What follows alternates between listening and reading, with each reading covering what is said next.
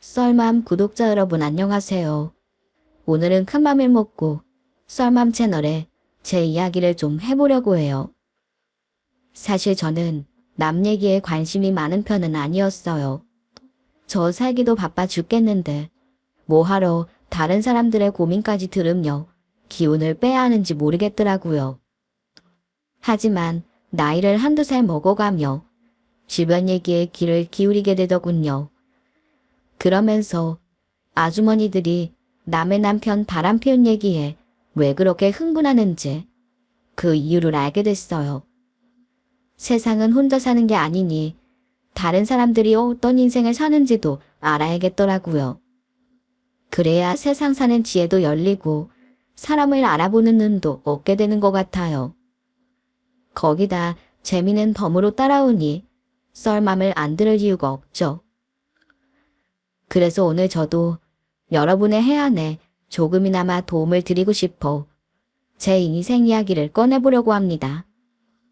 만약 제가 결혼하기 전에 이런 사연을 들을 수 있었다면 얼마나 좋았을까요? 그랬다면 인생을 낭비하지 않았을 텐데 하는 아쉬운 마음이 드네요. 부디 여러분은 제 이야기를 잘 들으시고 똥인지 된장인지 먹어보고 나서야 후회하는 일이 없기를 바라겠습니다. 저는 가난한 홀어머니의 셋째 딸이었어요. 저희는 그냥 가난한 게 아니라 빚까지 잔뜩 있었습니다.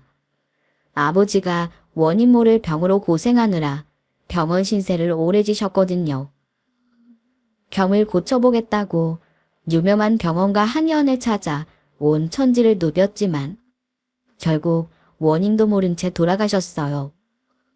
그러고 나니 엄마에게 남은 건 한창 돈 들어갈 자식 셋과 가난뿐이었습니다. 하지만 엄마는 이를 악물고 딸 셋을 키우기 위해 고군분투하셨어요. 여기저기 도움을 청해 시장 귀퉁이에 손바닥만한 상점을 얻어 거기서 곱창 장사를 시작하신 겁니다. 원래 엄마의 친정은 유서 깊은 종갓집이었다고 해요. 그래서 어깨 너머 배운 음식 솜씨가 있었던 모양입니다. 엄마는 소곱창과 대파김치를 함께 내놓으셨는데 그 김치 맛을 잊지 못해 찾아오는 손님이 많았던 거죠. 그러더니 시장 상인들을 상대로 시작한 장사가 입소문을 타며 해가 갈수록 손님이 늘었어요. 결국 엄마는 곱창을 팔아 딸 셋을 대학 보내고 결혼도 시키게 됐죠. 어디 그뿐인가요? 환갑을 넘자 조물주보다 높다는 건물주까지 되셨답니다. 그래서 시장에서 곱창으로 신화를 쓰셨다는 찬사도 받았네요. 그렇지만 세상 모든 일에는 대가가 따르기 마련이죠. 마치 훈장처럼 따라온 관절염이 바로 그 대가였습니다. 매일같이 찬물에 손을 담그고 힘든 곱창 손질을 하셨으니 손가락이 멀쩡할 수가 없었어요. 그렇게 어렵게 키워주셨으니 보답을 했어야 하는데 저는 못난 딸이라 그러지 못했네요.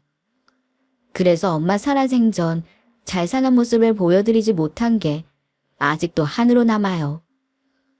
그게 다 사람 볼 줄 모르는 저의 불찰이니 누구를 탓하겠습니까만 말입니다. 제가 처음 남편을 집으로 데려왔을 때 대화를 몇 마디 나눈 엄마는 단박에 표정이 어두워졌습니다. 저는 영문을 몰랐지만 어른이 보기에 남편은 정말 한심한 남자였던 겁니다. 그도 그럴 게 겉모습만 번지르르 하고 뭐 하나 이뤄놓은 게 없는 사람이었거든요. 그런 남편을 보고 친정엄마가 맞득자는 표정으로 물어보셨어요. 그래, 영훈이보다 5살이나 많다고? 그럼 직장 생활도 꽤 했을 텐데 월세 구할 돈도 없다는 게 좀 이상한 것 같네. 집안에 무슨 우환이 있었나? 아니요. 원래 기반도 없었고 돈 몇 푼 벌어봤자 여기저기 나가는 게 많더라고요. 그래서 어른들이 그러시잖아요. 남자는 결혼을 해야 돈을 모은다고요. 그래서 영훈이랑 결혼해서는 이 악물고 열심히 모아보려고요. 비록 지금 가진 건 없지만 몇 년 안에는 자매들 중에 영훈이가 제일 잘 살게 만들 테니 걱정하지 마세요, 장모님. 입으로는 뭘 못하겠나. 말만 한다고 돈이 그냥 따라오는 게 아니지. 지금 하는 일은 뭐라고? 엄마는 이것저것 물으시고는 남편에게 곱창 한 접시를 먹여보내셨어요. 그러더니 저를 보고 한숨을 쉬며 이렇게 말씀하셨죠. 저 남자는 안 돼. 넌 언니들 결혼할 때 잘 보지 않고 뭘 했어. 더도 말고 덜도 말고 네 형부대 같은 남자만 데려오면 허락하려고 했는데 어디서 저런 날건달 같은 인간을 데려왔어. 엄마, 날건달이라니. 저 사람도 열심히 일하는 사람이에요. 지금 가진 거 없고 배운 거 짧다고 무시하시는 거예요? 우리가 언제부터 잘 살았다고 돈 없는 걸로 사람을 무시해요. 내가 지금 가진 거 없다고 무시하니? 돈은 너희 큰형부도 없고 둘째는 더 없었어. 그런 게 아니라 사람 됨됨이를 말하는 거야. 직장 생활한 지 5년째라는데 적금 하나 든 게 없다는 게 말이 돼? 거기다가 여자친구 부모님 뵈러 오면서 옷차림은 그게 뭐니? 어디 캬바레 가냐? 나이를 32이나 먹고 천지분간을 못하잖아. 아까도 코앞에 물이 있는데 지가 갖다 먹어도 될걸 가만히 앉아서 네가 해주는 거 받기만 하는 거 봐라. 결혼하기 전부터 그럼 나중에 아주 상전 노릇할 놈이야. 그깟 물 하나 떠먹는 게 뭐 대수라 그래요. 긴장되니까 그랬겠지. 평소에는 잘한단 말이야. 막내라고 오냐 오냐 했더니 네가 사람 보는 눈이 없어. 아무튼 저 남자는 안 돼. 그만 만나고 천천히 다른 사람 찾아봐. 엄마. 그렇게 엄마는 남편과의 결혼을 반대하셨고 결국 남편도 그 사실을 눈치챘는지 볼멘 소리를 하더군요. 니네 엄마가 나랑 만나는 거 싫어하시지? 어쩐지 우리 엄마가 한번 보자고 하신다고 했는데 가타부터 말이 없더라. 도대체 내가 왜 싫으신 건데? 너처럼 대학 못 나와서? 모아놓은 돈이 없어서? 그래서 신혼은 우리 집에서 시작하겠다잖아. 시집에 들어가서 신혼 시작하는 사람이 어디 한둘이야? 처음부터 다 갖추고 결혼하는 사람이 몇이나 된다 그래. 사람 기분 나쁘게. 아니야, 오빠. 그런 게 아니라 엄마가 요즘 정말 바쁘셔서 그래. 너는 날 무슨 등신으로 하냐? 나도 눈치라는 게 있는 사람이야. 남편은 기분이 상했는지 괜히 툴툴거렸어요. 그때는 제가 남편을 더 좋아할 때라 그런 모습에 애가 타더군요. 그래서 언니들에게 엄마를 좀 설득해달라고 부탁하기도 했습니다. 그러자 큰언니가 저를 한심하다는 눈빛으로 바라보며 말했어요. 막내야, 너 엄마가 장사하면서 얼마나 많은 사람을 상대하셨는지 몰라? 엄마, 그래로 미아리에 가서 돗자리만 펴면 반무당이야. 엄마가 봐서 아닌 사람은 뭔가 이유가 있는 거야. 한 번 보고 사람을 어떻게 알아? 그러지 말고 좀 도와줘, 언니. 나 그 사람이랑 꼭 결혼해야 된단 말이야. 왜? 너 혹시 무슨 이유가 있는 거야? 설마 너... 그래, 사실 나 임신했어. 이제 금방 배 나을 텐데 엄마는 안 된다고 하시고. 아, 어떻게 하지? 어머, 너 그런 큰 문제를 왜 말 안 하고 있었어? 혼자서 어떡하려고? 그 남자는 알아? 아니, 사실 나도 지난주에 알았어. 엄마가 미리 안 된다고 한 뒤에 알게 된 거라 어떻게 할지 모르겠고 겁나기만 해.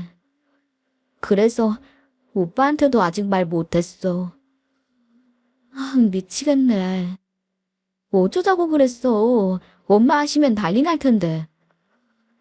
그러니까 언니들이 도와줘. 나 혼자서는 입도 뻥끗 못하겠어. 그래서 결국 큰언니가 대신 총대를 매주었죠. 저는 언니 뒤에 숨어 눈물만 찔끔거리는 맹치였답니다. 엄마는 제가 임신을 했다는 말에 기절할 것 같은 표정으로 놀라셨어요. 그러더니 계속 한숨만 쉬시다가 결국 남편을 데려오라고 하시더군요. 그러자 제 임신 사실을 몰랐던 남편도 놀라기는 마찬가지였어요. 하지만 이내 마음을 다잡고 엄마를 만나러 갔죠. 그리고 저와 아이를 위해 열심히 살겠다고 다짐한 뒤 결혼 허락을 받았습니다. 그리고 남편 말대로 시댁에서 신혼을 시작했어요. 하지만 막내라 철부지로만 살아왔던 저는 살림을 못해 시어머니에게 핀잔을 들어야 했네요. 그런데 이 사실을 알게 된 언니들이 반찬을 잔뜩 해서 가져왔더라고요. 그리고는 만류하는 저를 쉬게 하고 청소까지 해주고 갔답니다. 아마 임신하고 시집살이하는 제가 안쓰러웠던 것 같아요. 그런데 나중에 이 사실을 알게 된 시어머니가 노발대 말하셨습니다. 살림 배울 생각은 안 하고 언니들을 이용해 시어머니를 속이려고 했다고 생각하시더군요. 그래서 저는 좀 억울한 마음이 들었지만 별다른 변명은 하지 않았네요. 사실 이때는 시어머니보다 남편이 더 미웠거든요. 제 편을 들어주기는커녕 어머님 옆에 딱 붙어서 저를 같이 몰아세웠기 때문이죠. 저는 그런 남편의 모습이 서운해 잠들기 전 따지듯 물었습니다. 자기는 누구 편이야? 내가 누구 믿고 이 집에 들어왔는데 어떻게 어머니랑 똑같이 그럴 수가 있어. 내가 혼나면 편 들어줘야 하는 게 당연한 거 아니야? 왜? 엄마가 뭐라고 하니까 서운해? 그럼 나는 장모님이 결혼 반대할 때 안 그랬을 것 같냐? 뭐? 지금 그 말이 왜 나와? 왜 나오긴? 피장파장이란 말이지. 그리고 네가 잘못한 거 맞잖아. 모르면 배우면 되지. 왜 언니들한테 그런 것까지 부탁해? 저 형들도 진짜 할 일 없다. 하긴 장모님이 예뻐하시는 형님들이야 돈 잘 벌어오지? 그러니까 처형들이 놀고 먹느라 한가해서 동생 집에 청소까지 해주러 오지. 장모님이 나는 눈의 가시처럼 여기면서 형님들만 싸고 드는 이유가 있어. 그치? 그건 또 무슨 소리야? 엄마가 언제 형부들만 싸고 돌아. 그럼 아니냐? 내가 인사 봤을 때는 똥 심은 표정이었잖아. 근데 형님들 봤을 때는 엄청 잘해주셨다며? 그러더니 지금까지 나랑 형님들 대하는 태도가 천지 차이냐 하는 말이지. 저번에도 봐. 나만 찬밥 주고 형님들은 새로 준 밥 줬잖아. 좀 심하지 않냐? 그건 자기가 제일 빨리 도착했는데 점심도 못 먹었다고 하니까 배고플까봐 그러신 거잖아. 일단 자기 먼저 먹으라고 있는 밥으로 급하게 차려주시고 밥이 다 떨어졌으니 형부들이 새 밥을 먹게 된 거지. 그리고 당신이 먹은 것도 찬밥이 아니라 그날 오전에 한 따끈한 밥이었거든. 그거 한 번이면 내가 말을 안 해. 장모님이 사사건건 형님들이랑 나 차별하시는 거 모를 줄 알아.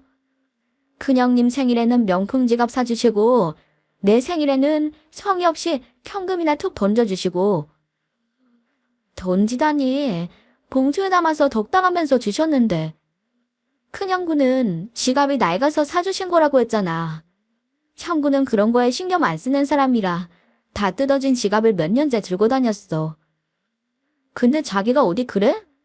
웬만한 여자들보다 더 신경 쓰고 이미 명품 지갑 많잖아.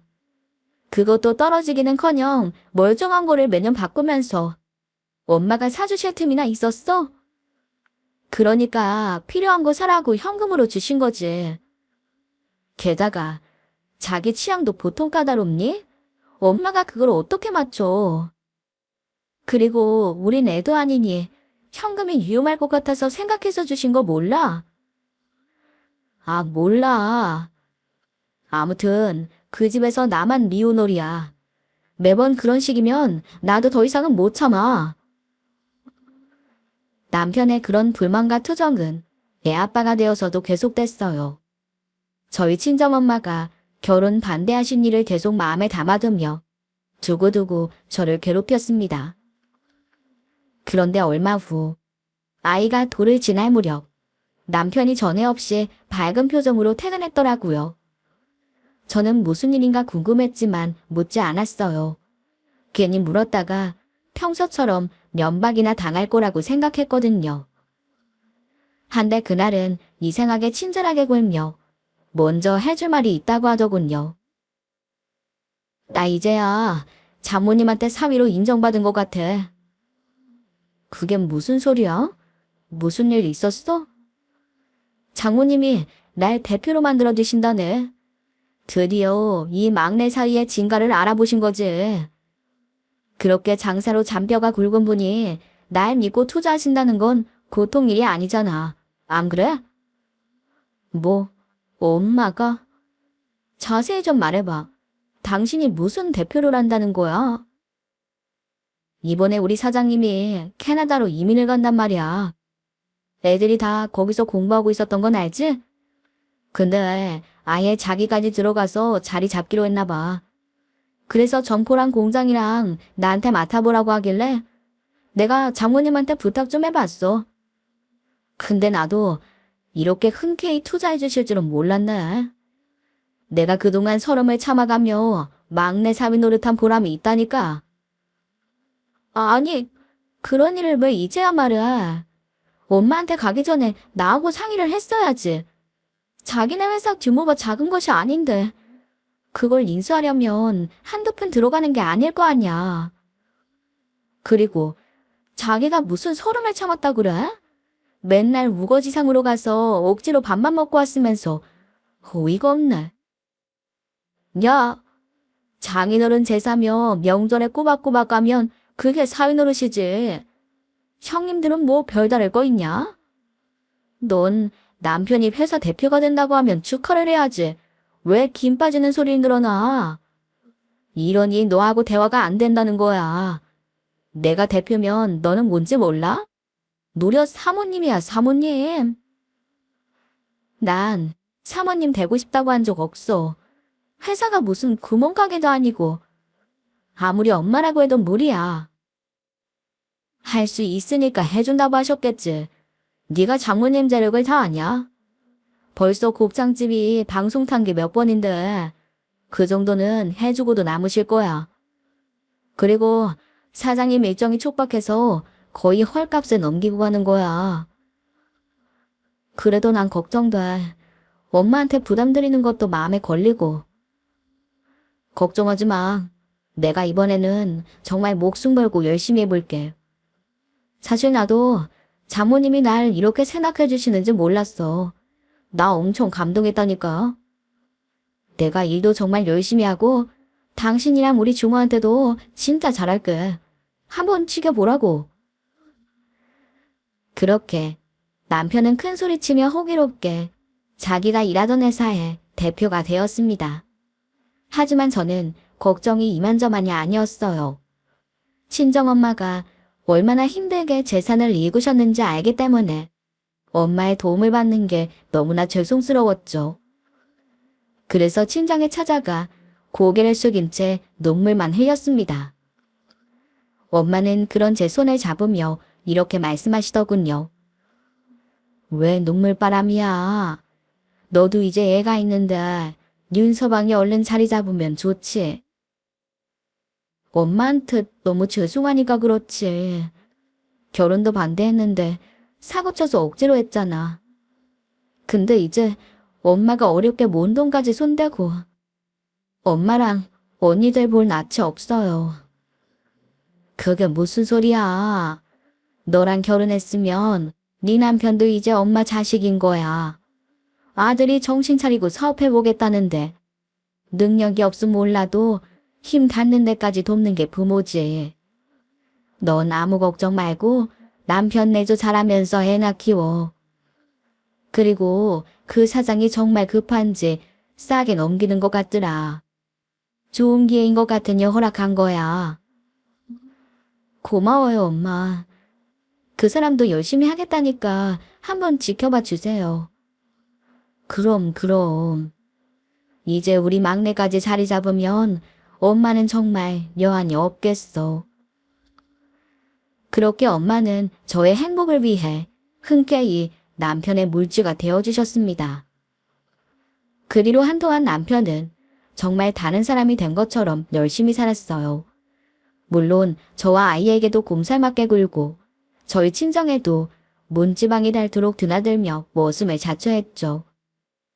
그러면서 사업도 점점 번창하는 것 같았습니다. 남편이 친환경 원단에 관심이 많았는데 그런 노력이 빛을 발하는지 거래처가 눈에 띄게 내기 시작한 거예요. 한데 그러면서 남편의 태도에 조금씩 변화가 생기기 시작했습니다. 처음에는 너무 바빠서 그런 거라고 대수롭지 않게 넘겼어요. 하지만 시간이 지날수록 점점 심해지는 남편의 거만함은 도를 넘더라고요. 그날은 저희 친정아버지의 제삿날이었어요. 세 자매가 일찌감치 모여 음식을 장만하고 오후가 되자 사위들이 퇴근해 오기 시작했죠. 하지만 남편은 제사 올릴 시간이 다 되어가도록 나타나지 않고 전화도 받지 않았습니다. 그래서 진땀을 흘리던 제가 쉼없이 전화한 끝에 간신히 통화가 됐어요. 그런데 언제 오는지를 묻자 남편은 혀가 반쯤 꼬인 목소리로 화를 내더군요. 아, 그음의 제사는 왜 이렇게 빨리 돌아와? 매년 갔으니까 올해는 좀 넘어가자. 내가 이제 일일이 그런 집안일에 다 신경 쓸 사람이 아니잖아. 그러더니 제 대답은 듣지 않고 전화를 끊어버렸습니다. 저는 민망한 마음에 식구들을 돌아보며 급한 일이 생긴 것 같다고 둘러댔죠. 하지만 언니와 형부들의 통화 내용을 들었는지 표정이 좋지 않더라고요. 저는 민망하지만 모른 척하며 제사를 시작하자고 말했습니다. 그 뒤로도 남편은 명절과 친정 행사에 코빼기도 비치지 않았어요. 그러면서 핑계는 늘 같았죠. 너무 바쁘다는 기계적인 변명 말이에요. 그러더니 급기야 저희 엄마의 칠순잔치에 오라고 하자 못마땅한 표정으로 비아냥거리기까지 했답니다. 야, 무슨 칠순을 그런 코딱지만한 동네 뷔페에서 해. 요즘 이런 뷔페 음식 먹는 사람도 있냐? 장모님도 참, 큰 사위 작은 사위 그렇게 싸고 돌더니 칠순을 고작 이런 데서 얻어드셔? 나 같으면 창피해서 차라리 안 하고 말겠다. 무슨 그런 말이 있어. 동네 어르신들 모시고 하려니까 멀리 시내로 나가는 것보다 가까운 곳이 좋아서 잡은 거지. 그리고 꼭 호텔 뷔페 같은 데를 가야 맛있어? 엄마가 그런 거창한 거는 바라지도 않으셔. 그냥 조용히 집에서 가족끼리 먹자고 하셨는데 형부들이 그래도 칠순이니 조촐하게라도 잔치해드리고 싶어서 그런 거지. 당신은 준비하는 거 신경도 안 써놓고 이제 와서 무슨 그런 소리를 해? 야, 내가 그런 한가한 사람들이랑 같냐? 나는 신경 쓰고 책임져야 할 직원들이 있는 사람이야. 아무 생각 없이 시키는 일이나 하는 직장인들이나 한가하지. 됐다. 집에서 피동피동 놀긴 하는 네가 남편이 얼마나 고생하는지 알기나 하겠냐? 남편은 그렇게 말하면서 매사에 저를 무시하고 다른 사람들을 다 자기보다 못한 사람 취급했습니다. 그래서 저는 차라리 그럴 바에 아예 오지 말기를 바라기도 했어요. 기분 좋은 자리에 혹시나 찬물 끼얹는 소리를 할까봐 걱정이 되더라고요. 하지만 남편은 그날 아주 작정을 하고 나타났더군요. 자기가 얼마나 성공했는지 보여주려고 결심한 사람처럼 온 몸을 명품으로 도배하고 나타났어요. 그러더니 거들먹거리며 형부들을 향해 말했습니다. 큰형님, 못 만난 사이에 머리가 더 행해지셨네요. 돈 벌어 뭐 하세요? 머리나 좀 심으시지.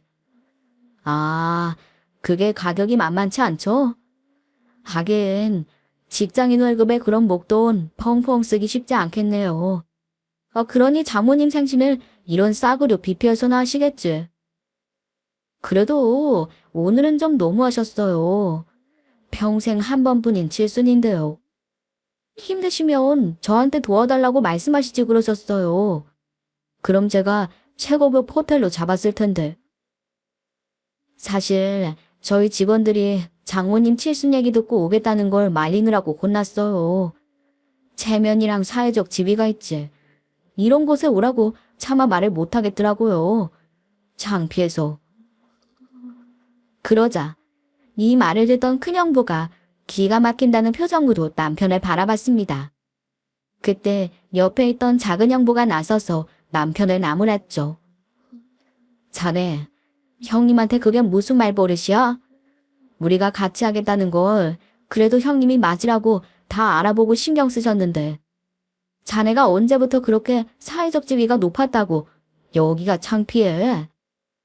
잘 나갈수록 겸손해져야 길게 가는 법이야. 오늘은 좋은 날이라 더 큰 소리 내지 않을 테니까 얼른 형님한테 사과드려. 사과라뇨? 왜요? 제가 뭐 틀린 말 했어요. 이깟 볼품없는 뷔페 하나 잡는 게 그게 그렇게 생색낼 일이에요? 아, 가재는 개편이라고. 작은 형님도 큰 형님이 남 같지 않죠? 하긴 못나고 무능한 사람들끼리 서로 위로라도 하고 살아야지. 아무래도 전 오늘 여기 잘못 온 것 같으니 먼저 일어날게요. 안 그래도 눈코 뗄 새 없이 바쁜 거 억지로 시간 내서 왔는데 오만 소리나 듣고 있을 이유가 없죠. 그리고 진심으로 걱정돼서 드리는 말씀인데요. 여기서 너무 많이 드시지 마세요. 이게 어디 사람 먹을 음식이에요. 동물한테나 갖다 주면 모를까. 그리고 이건 잔치 비용이나 보태 쓰세요. 안 그래도 없는 살림에 살기 힘드실 텐데. 그러면서 봉투를 테이블에 거칠게 던지며 자리에서 일어서더군요. 그 모습을 멀리서 지켜보던 엄마도 곁에 있던 언니들도 입을 떡 벌린 채 아무 말도 하지 못했어요. 저는 너무 화가 나서 남편을 끌고 다급하게 밖으로 나왔습니다. 그리고는 이를 갈며 말했죠. 당신 미쳤어? 지금 제정신으로 그런 짓을 한 거야? 오늘 엄마 생신이야. 그것도 칠순. 근데 시작한 지 1시간 만에야 나타나서 한다는 소리가 뭐. 동물한테나 갖다 줄 음식? 대체 무슨 생각을 하고 사는 거야? 야, 내가 뭘 잘못했다 그래? 너 들어가서 봉투나 열어봐. 내가 얼마를 넣었는지나 알고 안 해라고. 그리고 내 딴에는 속상하니까 하는 말 아니야. 사위가 셋이나 있는데 이런 싸구려 뷔페에서 잔치를 한다는 게 말이 되냐고. 니네 형부들은 뭐냐? 대학 나와 좋은 회사 다닌다고 그렇게 목에 힘을 주더니 고작 능력이 이거밖에 안 돼? 장모님이 불쌍하다. 저런 무능력한 사위들 감싸느라 나한테 원망이나 듣고. 나보고 대체 형부들이랑 언니들 얼굴을 어떻게 보라고 이러는 거야. 저깟 돈 봉투 필요 없으니까 그런 말 같지도 않은 소리 하려거든 당장 가. 가지 말라고 해도 갈 거야. 나도 음식 냄새 역해서 더는 있으라고 사정해도 안 있어. 난 분명히 와서 금일봉까지 내고 갔다. 나중에 또 니네 친정 인사에 빠졌다고 원망하는 소리 하지 마. 알겠어? 저는 가족들 볼 엄두가 나지 않아 남편이 가고 나서도 한참을 그 자리에 서 있어야 했습니다. 하지만 친정엄마와 언니들 누구 하나 저에게 싫은 소리 하지 않았어요. 물론 다들 표정은 얼어붙었지만 티내지 않기 위해 노력하는 것 같더군요. 그쯤 되니 저는 남편이 시한폭탄같이 느껴져 조마조마했어요. 저와 가족들에게 잘하겠다고 굳게 다짐하던 시절은 완전히 잊은 것 같더라고요. 그렇게 초심을 잃고 꼴값 떨기를 몇 해. 언니와 형부들은 아예 남편 이야기를 입 밖으로 꺼내지도 않게 되었습니다. 그러다 결국 사건이 터지고 말았어요. 평소 고혈압으로 약을 드시던 엄마가 가게에서 갑자기 쓰러지신 거예요. 저는 놀라서 아이를 시어머니에게 맡기고 슬리퍼를 신은 채 병원으로 달려갔습니다. 하지만 엄마의 상태는 절망적이었어요. 의사는 응급수술을 하긴 했지만 고비를 넘기기 어려울 거라며 마음의 준비를 당부했죠. 저와 언니들은 바닥에 주저앉아 오열해야 했네요. 그래서 큰언니는 해외 출장 중인 형부에게 연락해 빨리 들어오라고 이야기했어요. 그 모습을 보고 저도 남편에게 전화를 걸어 울먹이며 말했습니다. 자기야, 엄마가 쓰러지셨어. 응급수술을 하긴 했는데 마음의 준비를 하래. 지금 병원으로 빨리 와. 뭐? 하필 오늘? 난 안 돼. 오늘 중요한 접대 자리가 있단 말이야. 뭐? 당신 내 말 제대로 못 들었어. 엄마가 위독하시다고. 지금 큰 형부는 베트남에서도 오고 있단 말이야. 작은 형부도 농사 팽개치고 순천에서부터 벌써 올라와 계셔. 근데 정작 우리 엄마한테 가장 큰 도움받은 당신이 지금 그런 핑계로 병원에 안 오겠다는 거야? 핑계라니. 지금 날 고작 출장 간 큰형님이랑 명태당에서 농사나 짓는 둘째 형님하고 비교하는 거야? 이게 얼마짜리 계약이 걸린 접대인 줄 알아? 아무튼 난 오늘 절대 못 가. 어차피 장모님은 나보다 형님들을 더 좋아하셔잖아. 그러니 잘 됐네. 나 없이 오붓하게 두 형님들이랑 딸들이 있으면 되겠어. 뭐라고? 당신 진심이야? 네가 어떻게 우리 엄마한테 이럴 수가 있어? 넌 눈에도 몰라? 무이푼인 너를 그 자리까지 가도록 만들어준 게 누군데? 아이씨, 그 생색을 대체 언제까지 내는 거야? 몰라. 난 바빠서 못 가. 당신 부모니 당신이 밤새 지키든가. 그러고는 전화를 끊더니 내내 받지 않았어요. 결국 새 사위 중 남편만 빠진 채 엄마의 임종을 받게 됐습니다. 엄마는 간신히 눈을 뜨고 거친 숨을 몰아쉬며 저희를 바라보셨어요. 비록 말씀은 못하셨지만 분명 남편의 부재를 아시는 것 같았죠. 저는 통곡하며 엄마의 손을 잡고 말했습니다. 엄마, 죄송해요. 평생 등골만 빼먹다 이렇게 가시게 했어. 난 이제 어떡해. 엄마, 나 어떻게 살아? 그러자 엄마가 마치 괜찮다는 듯이 제 마음을 다 안다는 듯이 떨리는 손에 살짝 힘을 주고 저를 바라보셨어요. 그러다 이내 조용히 숨을 거두셨죠. 저는 엄마가 떠나셨다는 것이 믿기지 않아 짐승처럼 울부짖었습니다. 언니들도 각자 남편의 품에 안겨 오열했죠. 하지만 제가 가장 힘들 때 제 곁에 남편은 없었네요. 이윽고 엄마의 빈소가 차려지고 장례 절차가 시작됐어요. 하지만 그때까지도 남편은 나타나지 않더군요. 그러다 저녁이 다 되어서야 술 냄새를 풍기며 빈소의 모습을 드러냈습니다. 저는 어이가 없어 입술을 깨물며 남편을 노려봤어요. 그러자 도둑이 제발저린지 묻지도 않은 말을 늘어놓더군요. 이번 거래처 사장이 얼마나 진상인지 상대하느라 진땀 뺐어. 남편이 이렇게 힘들게 산다. 장모님은 편안하게 가셨지? 내가 어떻게든 와보려고 했는데. 뭐 어차피 내가 온다고 다 지고 가던 사람이 살아나는 것도 아니고 어차피 가실 분 때문에 산 사람이 앞일을 그르칠 순 없잖아. 안 그래? 그때 이 모습을 지켜보던 큰형부가 나타나 남편의 멱살을 잡으며 말했어요. 야, 내가 막내 처제 봐서 여태까지 못 본 척 못 들은 척 가만히 있었는데 이번만은 그냥 못 넘어가겠다.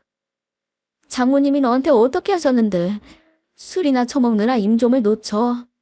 네가 사람이냐? 아, 진짜. 왜 이러세요? 누가 보면 제가 장모님 그렇게 만든 줄 알겠어요? 사실 엄밀히 따지면 장모님 속속인 건 형님들이죠. 큰형님은 그 나이 먹도록 회사에서 자리 못 잡아 맨날 지방만 돌고, 작은 형님은 아예 잘렸잖아요. 그나마 현역에서 제일 건재하고 처자식 호강시킨 건 저라고요. 둘 다 학벌 좋다고 목에 힘만 줬지 뭐 하나 잘한 게 있어요. 뭐야 이 자식아, 너 말 다 했어? 내가 여태까지 힘이 없어서 가만히 있은 줄 알아. 그래도 형님이랍시고 대우해준 줄도 모르고 어디서 분개지질이야. 저리 안 비켜. 그러더니 멱살 잡은 큰형부의 손을 뿌리치며 냅다 바닥으로 내동댕이 쳤습니다. 그 바람에 형부가 손님들 식사하는 상에 부딪혀 고꾸라졌어요. 그러자 지켜보던 사람들이 웅성거리기 시작했고 남편은 빈소를 박차고 나가버렸습니다. 결국 저 때문에 친정엄마의 마지막 길까지 소란스러워지고 만 거죠. 그리고 3일장을 치르는 내내 남편은 꽃배기도 보이지 않았고 발인에도 참석하지 않았습니다. 그래서 저는 남편을 포기한 채 엄마를 납골당에 모시고 집에 돌아왔어요. 하지만 시어머니는 모친 상을 당한 저를 보고도 위로 한마디 없이 상을 차리라고 하시더군요. 저는 그 말에 못 들은 척 방에 들어가 목 놓아 울어버렸답니다. 몸도 마음도 너무 지쳐서 아무것도 할 수가 없었거든요. 그런데 엄마가 떠나시고 일주일 후 남편이 발을 동동 구를 사건이 발생했습니다.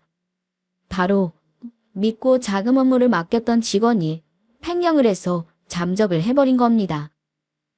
경찰 조사 결과 그 직원은 인터넷 불법 도박에 빠져 가족과도 드물지고 방탕한 생활을 해왔다고 하더군요. 그런데도 남편은 매일 보는 직원에게서 수상한 점을 전혀 발견하지 못했던 겁니다.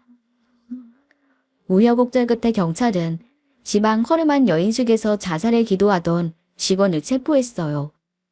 하지만 이미 불법 도박으로 횡령한 자금을 모두 탕진해 돈을 찾을 방도는 없다고 했죠. 하필 남편은 그때 시세를 확장하겠다고 여기저기 일을 벌여놓은 상태였어요. 그래서 당장 막아야 하는 대금 결제가 산처럼 쌓여 있었습니다. 다급해진 남편은 사돈의 팔종까지 찾아가 손이 발이 되게 빌고 무릎 꿇으며 도와달라고 애원했어요. 하지만 그동안 성공했다고 얼마나 꼴사나운 짓을 하고 돌아다녔는지 누구 하나 도와주려는 사람이 없더라고요. 결국 남편은 하다 안 되니 저희 형부들한테까지 연락했어요.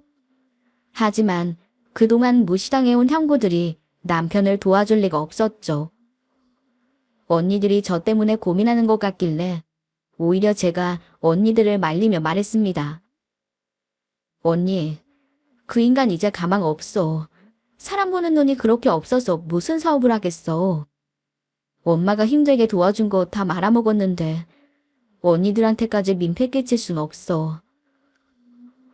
그런데 사면 초과에 빠진 남편이 피 마르는 시간을 보낼 때 마침 엄마의 유언장이 공개됐어요. 남편은 벼랑 끝에서 구원의 손길을 만난 것처럼 기뻐하더군요. 그러면서 한달음에 변호사 사무실로 달려가며 들뜬 얼굴로 말했습니다. 장모님이 뭐라도 남겨주셨겠지? 일단 그걸로 급한 불부터 끄면 그 뒤는 어떻게든 될 거야. 아, 사람이 죽으라는 법은 없다더니 내가 보란듯이 제기해서 나 힘들 때 외면한 인간들한테 복수할 거야. 두고 봐. 하지만 잠시 후 유언장이 공개되자 남편은 사색이 되어 변호사를 붙들고 같은 말만 반복했어요. 이거 정말 끝이에요? 그럴 리가 없어요. 다시 한번 살펴봐요 제발. 큰형님네는 건물을 남겨주시고 명태한 둘째 형님네는 곱창집마다 경영하게 하셨는데 왜 우리한테는, 이 사람한테는 땡전 한 푼이 없어요. 이게 말이 돼요? 막내 따님 네 분에게는 몇 년 전 이미 거액을 증여하셨기 때문에 이번 상속에서는 제외하신 것 같습니다. 말도 안 돼. 그건 그거고 상속은 또 다른 문제죠. 안 돼요. 이대로 끝나면 절대 안 돼요. 난 어쩌라고. 하지만 남편이 아무리 매달려도 소용없었어요. 이미 유언장에 남긴 대로 유산 상속이 진행되었죠. 남편은 거품을 물며 화를 냈지만 아무도 들어주지 않았습니다. 그러자 눈이 돌아버린 남편이 제게 화풀이를 하기 시작했어요. 밤낮 없이 술을 퍼먹으며 욕을 했고 급기야 손찌검까지 하기에 이르렀습니다. 하지만 그 모습을 지켜보면서도 시어머니는 눈 하나 꼼짝하지 않았어요. 아니, 오히려 맞을만하다며 남편 편을 들기까지 하더군요. 저는 그제야 정신이 차려지더군요. 제가 그동안 얼마나 어리석었는지 뼈저리게 알겠더라고요. 그래서 제가 이혼 말을 꺼내자 남편이 반갑다는 듯이 도장을 찍으며 말했습니다. 그래, 안 그래도 너만 보면 인정머리 없는 네 어미가 떠올라서 부하가 치밀던 참이야. 그러니 도장 찍고 내 눈앞에서 당장 썩 꺼져. 그리고 애도 데려가는 거 잊지 말아라. 안 그래도 돌아버리겠는데 애까지 빽빽거리면 그 꼴을 어떻게 봐? 그러더니 남편은 제가 요구하지도 않았는데 양육권을 포기하고 친권까지 포기해버렸습니다. 덕분에 저는 손쉽게 남편의 그늘에서 벗어나 아이와 자유를 찾게 됐네요. 미자련이 재산 분할이니 그런 절차도 필요 없었어요. 남편에게 남은 재산이 없으니 그런 걸 해봤자 의미가 없는 상황이었죠. 언니들은 제 소식을 듣고 눈물을 흘리면서도 후련해하는 눈치였어요. 그건 형부들의 반응도 마찬가지였고 작은 형부는 넌지시 이런 말을 꺼내더군요. 저제 차라리 잘 된 거야. 그런 남자랑 계속 살아봐야 장모님한테 부르만 하는 거야. 어차피 이렇게 된 거 우리랑 곱창집이나 같이 하자. 나 귀농한 거 정리하고 올라오기로 했으니까 얼른 준비해서 문 닫았던 곱창집 다시 열고 열심히 한번 해보는 거야. 어때? 그래도 될까요? 고마워요, 형부. 언니, 다들 그동안 죄송했어요. 그리고 끝까지 저 지켜봐주고 참아주셔서 정말 감사합니다. 저는 언니와 형부들 사이에서 눈물을 흘리며 사죄와 감사의 말을 했습니다. 그런데 일은 거기서 끝이 아니었어요. 형부와 곱창집을 세단장하고 문을 열려고 준비하고 있을 때 변호사가 찾아왔습니다. 그러더니 서류 한 장을 꺼내놓으며 생각지도 못한 말을 하더군요. 정복희 여사님의 남은 유언을 집행하러 왔습니다. 조건이 걸려있는 유언이라 그 조건이 성립돼서 이제야 말씀드리게 됐어요.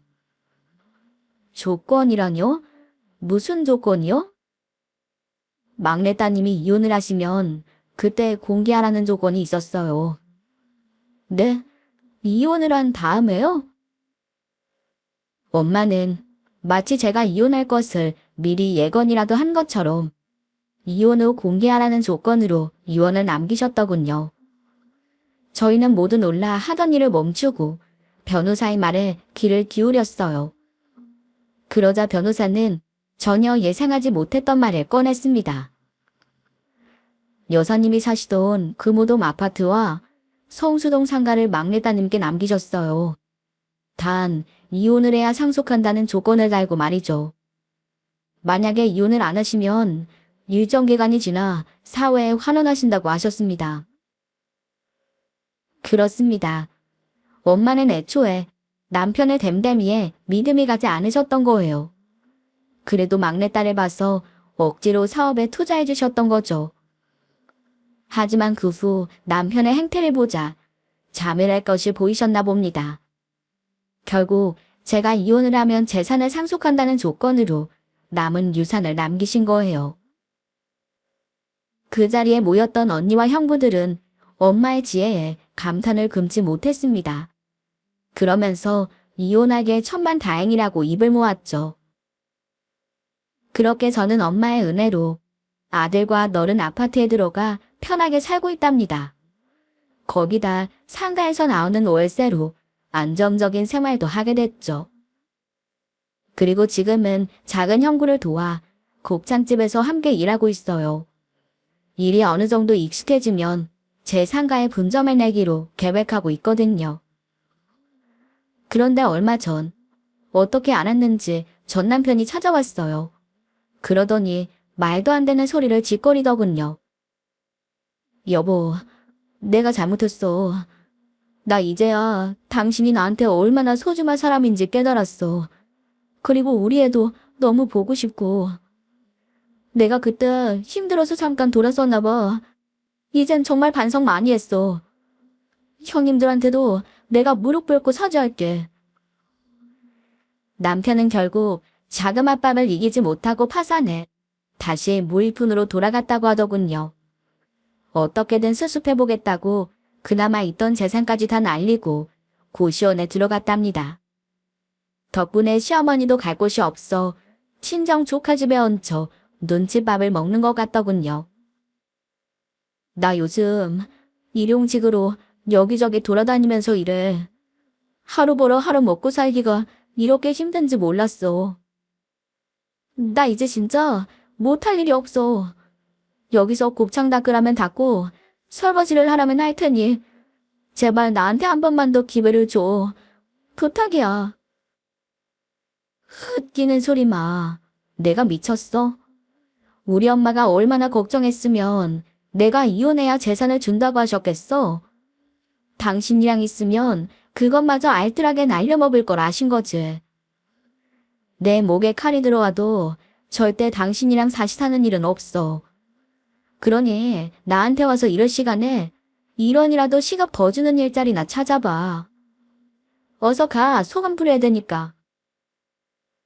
남편은 울 것 같은 표정으로 어깨를 늘어뜨리고 돌아갔습니다. 남편을 쫓아낸 뒤엔 소금을 한 사발 뿌려버렸네요. 여러분, 저는 어리석은 판단으로 몹쓸 사람을 만나 불효를 저지르고 말았어요.